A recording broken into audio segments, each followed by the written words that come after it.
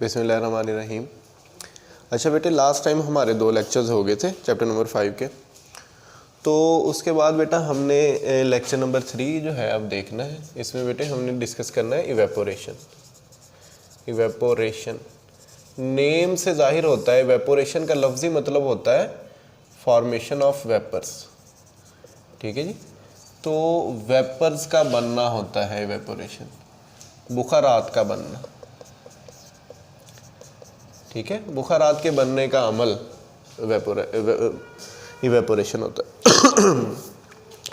अब अगर हम इसकी प्रॉपर डेफिनेशन करें तो इसकी डेफिनेशन जो है वो क्या होगी इवेपोरेशन की? इवेपोरेशन होता है बेटे change of liquid into vapours. तो वेपर्स के अंदर चेंज होना लिक्विड का, वो इवेपोरेशन होता है। ठीक है। और इवेपोरेशंस जो है ना, ये एंडोथर्मिक प्रोसेस है।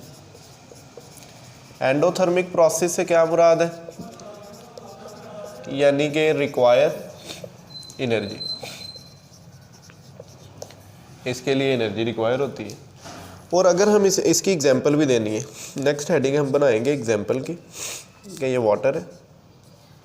ठीक है, H2O लिक्विड, ये H2O लिक्विड से चेंज हो गया H2O गैस में। और इसके लिए जो हीट चाहिए होगी, वो हीट जो है वो होगी del H is equal to 40.7 kilo joule per mole. अब ये जो हीट है, ये हीट बेटे चाहिए होती है किसके लिए? इवेपोरेशन करने के लिए। ये हीट इवेपोरेशन करने के लिए चाहिए होती है। और इस हीट को कहते हैं मोलर हीट ऑफ इवेपोरेशन। और मोलर हीट ऑफ इवेपोरेशन जो है ये नहीं दी हुई, इसका नाम नहीं लिखा हुआ बुक पे ना, तो मैंने ये खुद से बताया है कि ये मोलर हीट ऑफ इवेपोरेशन होती है। ठीक है। अब ये बड़ी इंटरेस्टिंग चीज़ है कि हमें पता चल जाए अगर कि इवेपोरेशन होती कैसे है। ठीक है। तो कई प्रोसेसेस हैं जो नेचर में हो रहे हैं, अगर हम थोड़ी सी उन पर गौर फिक्र करें, गौर खोज करें, तो बेटा वो हमें ईजिली पता चल जाता है कि वो प्रोसेसेस हुए क्यों हैं। ठीक है। तो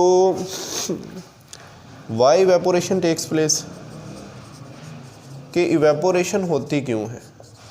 ठीक है जी। ये अब हम एक बात करने लगे हैं कि ये होती क्यों है। देखें ज़रा, उसको कंटिन्यू करते हैं। बेटे ये हमारे पास फ़र्ज़ करें लिक्विड है, लिक्विड वाटर है। ये क्या है बेटा हमारे पास? Liquid water. और लिक्विड वाटर जो है ना, इसके मॉलिक्यूल्स की डिफरेंट काइनेटिक एनर्जी होगी। क्या होगी बेटा? Different kinetic energy. ठीक है। इनमें से कुछ मॉलिक्यूल्स हैं उनकी हाई काइनेटिक एनर्जी होगी, और कुछ जो हैं उनकी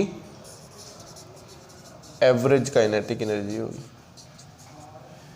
अब जिन मॉलिक्यूल्स की काइनेटिक एनर्जी हाई है, इसमें वो मूव करेंगे with high speed, move with high speed. ठीक है जी। और जिनकी काइनेटिक एनर्जी लो है, वो मूव करेंगे with low speed.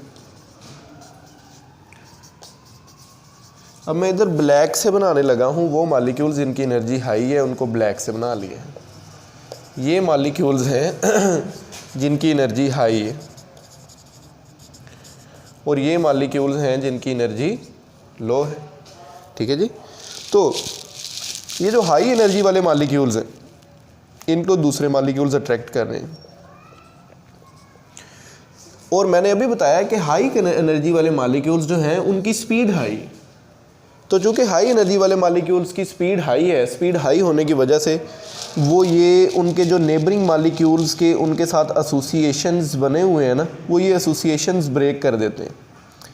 For example, ये एक हाई एनर्जी वाला मॉलिक्यूल था और इसके ना एसोसिएशंस बने हुए थे इन मॉलिक्यूल्स के साथ। अब चूँकि इसकी स्पीड ज़्यादा है, ये एसोसिएशंस को ब्रेक कर देगा और सरफेस से स्कैप हो जाएगा, स्कैप होगा। तो ऐसे मेरा बेटा जो है इवेपोरेशन होती है। ठीक है। इवेपोरेशन का पता चल गया कैसे होती है? सरफेस से स्कैप हो गए मॉलिक्यूल्स। क्यों? क्योंकि उनकी स्पीड ज़्यादा थी। ठीक है। अब एक क्वेश्चन ये है कि हाउ इवेपोरेशन टेक्स प्लेस, और एक क्वेश्चन ये है कि why evaporation continue at all temperatures. बेटा ये बड़ी इंटरेस्टिंग बात है, हम ये आम तौर पे ख्याल करते हैं और ये हकीकत भी है कि इवेपोरेशन जो है ना वो टेम्परेचर बढ़ाने से बढ़ जाती है, जैसे बॉइलिंग वाटर की इवेपोरेशन ज़्यादा होती है। लेकिन अगर आपने कभी आइस पे गौर किया हो, ये आइस है, इसमें से वेपर्स निकल रहे होते हैं, हालांकि आइस जो है ये फ्रीजिंग टेम्परेचर पे होती है, फ्रीजिंग पॉइंट पे आइस होती है, फिर भी इसमें से वेपर्स निकल रहे हैं। ऐसा क्यों है? मेरा ख्याल है कि अगर हम ये कहें कि टेम्परेचर बढ़ाने से इवेपोरेशन बढ़ती है, टेम्परेचर कम करने से कम हो जाएगी और एक वक्त आएगा रुक भी जाएगी, लेकिन हमने देखा है कि फ्रीजिंग पॉइंट पे भी इवेपोरेशन हो रही होती है, ठीक है, वेपर्स बन रहे होते हैं फ्रीजिंग पॉइंट पे भी ना। तो ये सवाल है कि इवेपोरेशन क्यों होती रहती है हर टेम्परेचर पे। यहाँ पे एक बात नोट रखनी है कि इवेपोरेशन जो है ना ये इंक्रीज हो जाती है विद इंक्रीज ऑफ टेम्परेचर। क्यों इंक्रीज हो जाती है? क्योंकि टेम्परेचर बढ़ाने से मॉलिक्यूलर मोशन इंक्रीज होती है। टेम्परेचर बढ़ाया, मॉलिक्यूलर मोशन इंक्रीज होगी, इवेपोरेशन बढ़ गई। टेम्परेचर बढ़ाया, मॉलिक्यूलर मोशन इंक्रीज होगी और इवेपोरेशन बढ़ गई। अब अगर हमने टेम्परेचर कम किया, मॉलिक्यूलर मोशन कम होगी, इवेपोरेशन कम हो जाएगी।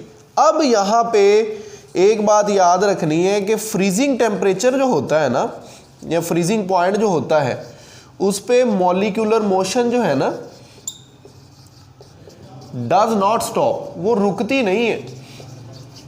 तो इवेपोरेशन जो है ये मॉलिक्यूलर मोशन की वजह से होती है, और चूंकि मॉलिक्यूलर मोशन जो है वो रुकती नहीं है, क्यों, कब नहीं रुकती मॉलिक्यूलर मोशन? जब टेम्परेचर कम करते हैं तब मॉलिक्यूलर मोशन नहीं रुकती, इसलिए इवेपोरेशन जो है वो आइस की फॉर्म में भी कंटिन्यू रहेगी। ठीक है, तो यहाँ तक अगर कोई बात आपने पूछनी है या कोई बतानी है तो वो मुझे लाजमी कमेंट में बताइएगा। ठीक है जी, तो यहाँ तक बेटा हम आज पढ़ेंगे, इसके साथ ही आपने मेरे नेक्स्ट लेक्चर का वेट करना है। तो जैसे ही टाइम आपका नेक्स्ट लेक्चर का आएगा तो इंशाल्लाह मैं ज़रूर आपसे कांटेक्ट करूँगा। ठीक है जी बच्चों।